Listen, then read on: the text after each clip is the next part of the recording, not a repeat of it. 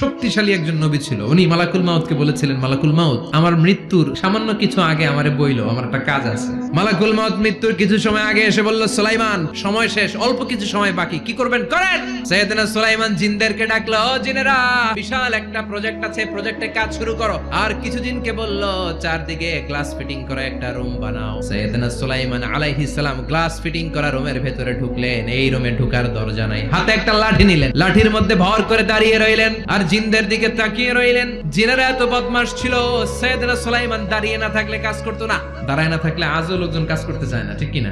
সুলাইমান আলাইহিস সালাম লাঠির মধ্যে ভর দিয়ে দাঁড়িয়ে রইলেন আর বললেন, কাজ করো। জিনেরাও কাজ শুরু করলো। ওদিকে মালাকুল মাউত এসে বলে, ও সুলাইমান, সময় তো শেষ। সুলাইমান বলে, সমস্যা নাই, রূহ কবজ করো। মালাকুল মাউত ওইভাবে লাঠিতে ভর দেওয়া অবস্থায়, দাঁড়ানো অবস্থায় সাইয়েদনা সুলাইমান আলাইহিস সালামের রূহ কবজ করে নিলেন। উনি এমন ভাবে দাঁড়িয়েছেন, রূহ চলে গেল, লাশ হয়ে দাঁড়িয়ে রইলেন। লাঠি